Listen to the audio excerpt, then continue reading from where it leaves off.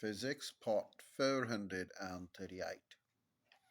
So we have yet another section, and this is what we call the mobile phone system.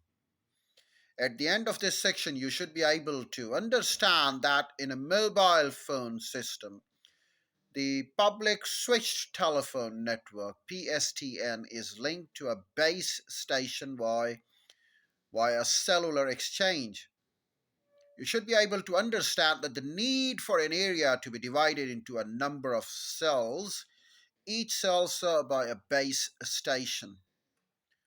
Well, you should be able to understand the role of the base station and the cellular exchange during the making of a call from a mobile phone handset. You should be able to recall a simplified block diagram of a mobile phone handset and understand the function of each block. The public switched telephone network PSTN. In the early days of telephone, every caller was connected directly to all the other callers.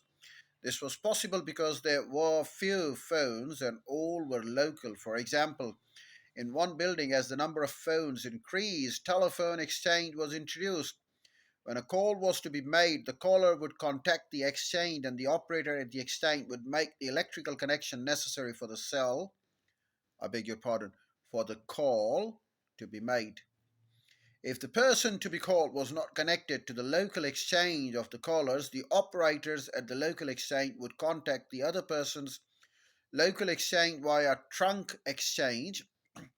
Trunk exchanges were connected by the trunk lines, and so from these expressions to make a trunk call developed. In modern system, the telephone operators has been replaced by electronic relays and carry out the switching operations. International exchanges called gateways have been introduced so that the telephone communication may be worldwide. The public switched telephone network PSTN uses principle of exchange and is illustrated in the figure. In the system shows the caller is connected to the PSTN through a local exchange. Each caller has a fixed line, either a wire pair or an optic fiber, that links the subscriber, the phone user, to the local exchange. The fixed line means that the user has limited mobility while making a call. During the latter part of the 20th century, mobile phone systems were developed, and that did not require a permanent line to the local exchange. The system is shown in the figure.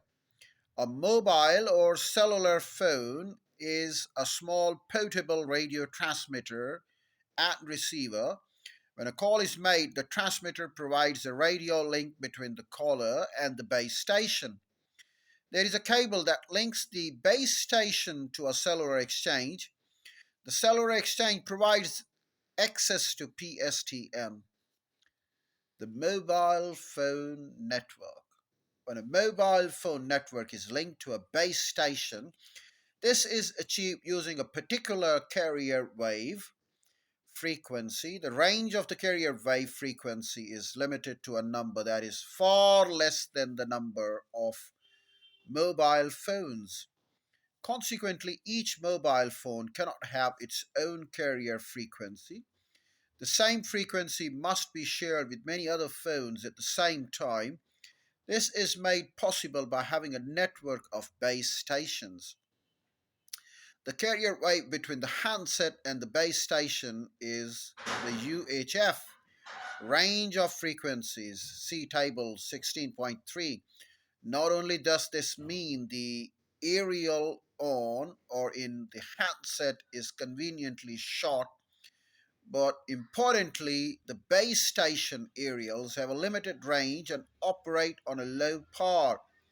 The country to be covered by the mobile phone network is divided into cells, each cell having its own base station. The base station is usually near the center of the cell, so that the transmitter sending the radio waves in all directions covers the whole of the cell without overlapping significantly into the neighboring cells. The The patchwork of cells covers the whole area and is illustrated in the figure. For convenience, each cell is shown as being hexagonal.